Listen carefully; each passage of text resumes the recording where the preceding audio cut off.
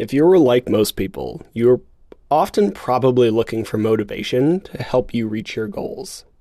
It is a huge topic in fitness and training and career goals everywhere. We're always looking to be more motivated.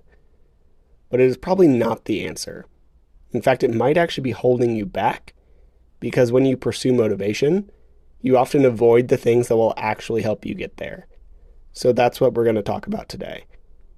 Before I get into it, if you have time to rate or review the podcast, I'd really appreciate it. 5 stars would honestly be awesome. And if you have a second to write a review, even better. The whole reason I do this podcast is to help people. And the more people I reach, the better. The ratings and reviews really help me to reach more people. So if you have a second to push that little star button, I'd really appreciate it. All right, let's get into it.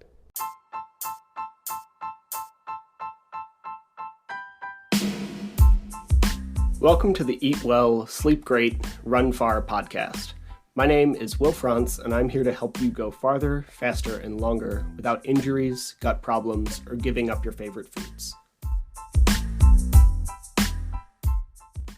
All right, we are live. So this week I'm going to be talking about why motivation might actually be holding you back. Motivation is a huge topic in fitness and training, and everybody's always looking for motivation or accountability or something like that, right? It is one of the most talked about topics when I have a consult with somebody, be it digital or in person or whatever. And I mean, there's a good reason why. Look at a Nike commercial. It's usually someone doing awesome stuff, while you have some famous coach like a Vince Lombardi or someone talking about winning set to very intense music, and it gets your blood rolling and your dopamine up. It feels good. And most of us have probably had some of our biggest wins in the past during a time of fairly intense motivation. And while that works really well in the short term, most of the time, these successes that last the longest typically have little to do with motivation. It's discipline or process or whatever you want to call it. I was listening to the Some Work All Play podcast the other day, and David Roche actually put it really well. He said that success is, he called it a mistake of the process. And I love that because it's very true. You will often get a win or two or a big year from motivation. One of my biggest athletic successes was in the Ultimate Frisbee Nationals in South Korea. And I was motivated to train hard all summer. Woke up at 5, did 2-a-days, threw the disc every day, and very motivated. However, there's no long-term success there because I didn't make it a habit. I didn't have this long-term goal for it. I didn't do it when I left the country or came back to America. I doubt my Frisbee prowess is very good at this point because I was relying on motivation to do a thing that was very situationally dependent. And I didn't set up habits or discipline to actually make it a long-term thing. And that is because motivation just isn't permanent. Ever. Oh, Andy, hey, yeah, fun times. So you will never always want to do the thing. And I've listened to Courtney DeWalter on 2 or 3 podcasts in the past couple weeks, and she notoriously loves the process and the training, just loves it. She loves training more than she loves racing exponentially. She loves running really long distances and finding the pain cave more than I probably love anything in my life, because it is rare for a human to find that thing, the thing that you love that much. And even then, she said that there are days, pretty frequently, when she just doesn't want to do it. And sometimes she takes that as a sign that it's time for an unplanned rest day. And usually she just does it anyway. She gets out and does the work. And most often, once she gets out there, she enjoys it. because motivation is this problem of like initiation cost. Motivation is the drive to get out there and do the thing, not the actual enjoyment of the thing you're doing. And you're going to want to start doing the thing a lot less often than you'll actually enjoy it once you're there. So if we rely on motivation, it is a pretty guaranteed way to fail because you won't actually start doing the work that you need to do, even if you would have enjoyed it once you'd started. Habits and discipline are paramount. And I've talked about this book before, Tiny Habits from BJ Fogg. You also have Atomic Habits from Clear. And if you struggle with these things, and we all do, we need to make this initiation cost as small as possible. We need to make it as easy as possible to start doing what we want to do. I don't want to get up at like 4:30 or 5 and get going every day. I wake up pretty naturally then at this point in my life, but the actual getting out of bed and putting my feet on the floor is not always a thing that I want to do. So I try to make that easier for myself. I will often like make my coffee the night before, and I love coffee unapologetically. So it makes it easier to get out of bed knowing that I have a pot of coffee in the kitchen ready for me. And once I'm like up, have my feet on the floor, I've used the bathroom and I'm drinking a cup of coffee, it's pretty simple for me to get to work. Once the feet touch the floor, there is very little time lapse between that point and actually getting to work, whatever work I need to do, be it training or writing content or whatever. But getting the feet to the floor is the hard part. And that is often true for like getting out the door or getting to the gym or like getting to the trailhead or whatever. It is the first step that is by far the biggest. And another thing that like we don't always appreciate, and this is a longer topic that I'll get into later, but like success takes time. And we often like to pretend it doesn't. We focus on like lottery winners and people who get overnight successes. And even then, for most overnight successes, there were years of hard work beforehand. But we don't talk about that as much because it doesn't sell as well. So instead of being honest, we'll often talk about the overnight wins or the success or the like final step in a years-long process. One of my mentors is a great example. Someone once asked him, like, I just thought it'd be easier to find success in the fitness industry, and I don't know why I'm struggling so much. And he responded, it took me 17 years to get to where I am. And why did you think it would happen overnight? We didn't really have an answer, but the very clear answer is because everybody sells that. Be it in business or training, there's always this talk of, I will get you here to there in like 30 days, right? Like we have the P90Xs and the crash diets and what have you. We are constantly looking for this thing that will make everything happen immediately, and it's just not real. It's true in business, it's true in training, it's very true in running. Kipchoge just set a new marathon world record at the age of, 37?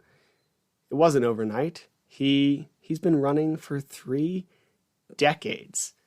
These things take time.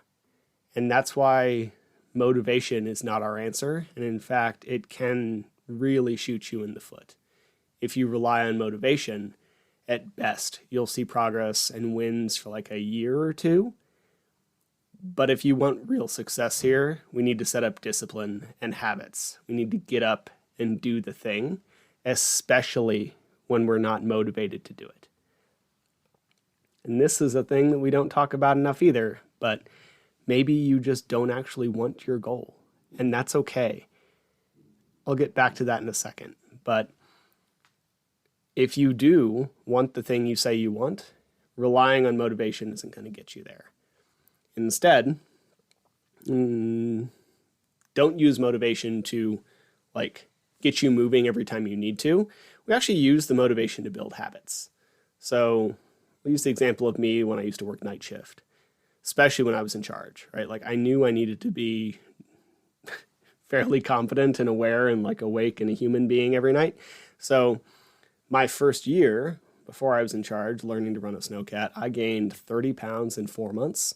I drank too much. I never slept. I was not a great person or coworker or like pick a thing. I was not particularly happy with myself in that winter if I'm looking back on it. And from then on, I spent a very large portion of each October setting up and establishing like systems and habits that I would need come November. I would wake up 15 minutes earlier so I could get my workout in. Every winter, I'd follow like Pavel's Simple and Sinister program. It's like a 15-minute kettlebell like swing and Turkish get-up program that is really effective and efficient. Boring, but it does the job. And when you're on night shift working 12-hour shifts for like 70 to 80 hours a week, that's what you need, right? So I'd set that up. I would start pre-mixing breakfast so it was easy to cook. I would start pre-making coffee. That's actually where I started that habit. And I would set all of those habits like a month or two out of actually needing them. Because somewhere I knew in the middle of December, everything would fall apart. I wouldn't want to do it anymore. But by then, they were just a part of what I did. Okay? And once these habits are set, can view, like, we need to hold them. There's a quote from Heston Blumenthal. He's a very famous chef. And he always wanted people to hold the standard. They had a very high, it was a 3 Michelin star restaurant. The standard there was very high. And the story comes because a cook messed up a dish and he wanted to get it out because he didn't want this person to wait, because you shouldn't have to wait at a 3 Michelin star restaurant. And Heston came around and did his tastings, and it wasn't right. And he asked the cook why. He wasn't a dick about it. He asked the cook why, and the cook told him, I wanted to get it out, and it's close. And Heston said, remake it. We need to hold the standard. The quality is always what matters, right? So once you set this habit, we need to hold it and maintain what we've worked so hard to develop. Most of the time, there just isn't like a magic pill here. Like if we're looking at running, you just have to, most of the time you just have to run more often. I'd love if like I could name you some like patented process or I had some secret or whatever, but 90% of the time it's really run more often. And eventually we need to like include the right speed work and the long runs and the back-to-backs and the food and all this stuff. But you can go very far by just running more often. They've shown that 2-a-days of like an extra 10 minutes at night can really help your progress. We don't even fully know why, but the performance increase is insane. Like, we need to make it consistent, and if the goal is to run more often, you're going to have to overcome that like initiation cost or like that initial jump even more. So we need to make it a habit. You have to rely on discipline, and this is like doubly true if we look at what we call the boring work, right? Like the boring work makes 99% of the difference in training or success or whatever. And when we're talking about training, that often looks like total food intake and macronutrient intake, like protein, fats, and carbs, things you've heard me talk about forever, hydration, sleep, and then those like low and slow aerobic work that you could talk through almost every day, be that like 4, 5, 7 days a week, even 10 to 15 minutes counts there. And nobody wants to talk about that 15-minute run. Nobody wants to hear about your 15-minute run, but it's those things done consistently that will actually take you where you need to go. Like most of the stuff that makes the biggest difference isn't sexy. When you ask someone how they got good at running and they say, I ran a lot at a very conversational pace almost every day, that is a boring story, but it works. It works really well. And when someone asks me how to lose body fat, like how they change their diet to lose body fat, and I tell them, eat more protein, vegetables, fruits, and drink a lot more water. That is not what they want to hear. That is not what anybody ever wants to hear, but that is 99% of the battle. It is not keto and low-fat diets and whatever. You need to eat more foods that are satiating, that provide you with a lot of nutrition, and drink more water so that you will do less of the bad stuff or whatever we call it, right? Habits are the key. And further, once we've developed those habits, they come into play on race day. An athlete whom I coach was getting a little delirious at the end of a race and didn't want to fuel, wasn't thinking about fueling, but it was his habit. And this is one of the main reasons you should fuel on your runs. It's not that you actually need to fuel a 45-minute run. As long as you get a good recovery meal afterwards and eat well throughout the rest of your day and you're not in a total deficit, it's not going to cause you really any damage. But fueling most of our runs develops the habit of fueling. So when you're tired and delirious and maybe even hallucinating a little bit in the middle of the night, it just is what you do. And that way you don't end up in a hole on something like a 50 miler or 100 or whatever, right? So one perspective I try to take is what would make tomorrow me proud.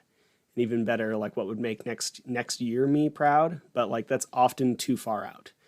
What would I be proud of tomorrow that I do today? And if we're debating something like beer and a pizza or steak, broccoli, and some a good rice and beans and all these things, sometimes it is the beer and the pizza, but it's usually not. Right? I went over to a friend's house the other night and had a beer and socialized. And I'm not a particularly social human. I struggle with that. So that was a proud moment. I got out of my shell and I humaned and I left this room. And that was good. But most of the time, if I'm just going to be here, the thing that's going to make me proud is not the beer and the pizza. It is a good meal and getting into bed early so I can wake up the next day and be ready to go. And let's finally return to that point of do you actually want the goal you're chasing? Because all goals have trade-offs, right? If you want to train for a triathlon and you aren't very good at two of the sports and you're very good at one of them, then you're probably going to need to get a bit worse at the one that you're good at in order to bring up the other two. If you're currently really lean, but you want to perform better, you're probably going to put on some body fat. If you want to train for something big, then you might need to spend a little less time doing social things. You need to actually want your goals so that you're not sacrificing things you actually want more. And I'm not talking in the moment. This isn't the I like pizza and beer thing, so I have to give it up or eat less of it. So do I. But I don't want to make a career out of eating pizza, so I limit it to once a week. I want to make a career out of coaching runners, so I do the work that I need to do to make that happen. And that requires taking care of myself and training properly. You will always do best when you're honest with yourself about what you want. We often get into this place, it's easy to fall into the hole of chasing goals that other people want or that we used to want or that we think we should want. And that is usually a really problematic slope. I was watching this show. It was a bartending competition on Netflix. And this woman crushed her way into the final round from the semifinals. And going into the judging, she was worried because everybody else had made these extravagant, fancy pieces. And she just made something that was so deeply her. And it was by far the best thing that was out there. And that will pretty much always be true. Because if you were truly deeply you, then you win. Because at the very least, you've done something or made something that you're proud of. We're often worried about being judged for who we are, but we should just be who we are. We can only really be us. And it's when you try to fight that we often end up into these problems. your interests might change. What drives you might change. Like, you might like ultra running now. Hell, 5-10 years down the line, you might want to like do a lot of distance swimming or take up powerlifting or join a strongman competition. And that's great. You should be open to those changes. You're not wedded to the thing you're doing now or the thing you did 5 years ago, right? Like I used to cycle a lot. As I said, I used to play Frisbee a lot. I don't do them anymore. And it's because I'm not in the place I was and I just don't have the interest at this time. They might come back. They might not. And you need to follow what you actually want to do, or else not only are you trying to fight this like inherent drop in motivation that only happens because you're human, but you're also trying to force this goal that you don't really want.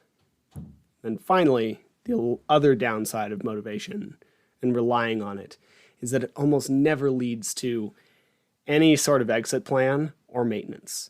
When you solely rely on motivation, it is very short-sighted. This is why I was saying like you might get some wins, but you're very rarely going to get long-term success. Because in order to maintain or have this long-term success, you need to have some sort of like exit and maintenance plan. This is very true for like dieting is a pretty easy example here. We know we have an obesity issue in the country, but most people have lost a bunch of weight and then put it back on. I'm one of them a couple times, right? And a couple times that was body fat, and like more recently it's been muscle, and it's what it is, right? So if we have success losing body fat, and then almost always put it back on, like over 90%, almost always put it back on, it is largely because we don't actually have a plan to get out of the diet or the training plan. We just beat the hell out of ourselves and eat nothing. And then we return to this life that we had prior. And that's clearly not going to work, right? Like you need to have a way to maintain your results. If we're looking at training, we need to have a plan to maintain what we've built, or else we're just going to have to start from ground zero every year, right? So like I've spent the last like 6 months to a year building up a big aerobic base. I have a plan in the winter to maintain that. And thankfully, maintenance doesn't involve as much work as building. So if you have put in a lot of work to build something, you probably need at most a third. Some studies show a tenth, depending on the goal, of the volume you took to build that you need to maintain. So it's not like your peak week needs to be yearly. You just need to have a plan to continue to maintain your results. The biggest issue for all of this is that we rely on motivation, which is this short-term driver, and we end up failing to take the long-term into account, and we end up doing things like putting a race on the calendar and going balls to the wall with training, when you can actually just be cardiovascularly fit all year and make continual progress year to year. So the last thing I'll say is and this is a late addition because I was just listening to this before I got on, but Andrew Huberman was talking about staying motivated, and kind of what I was saying, in line with what I was saying earlier, is like what allows you to love what you're doing. You actually have to love what you're doing. And if you don't, then maybe we need to readjust what we're looking for, right? So if you have any questions, pop them in. That's all I have for tonight. Motivation is great. It's really helpful. It can be a useful tool.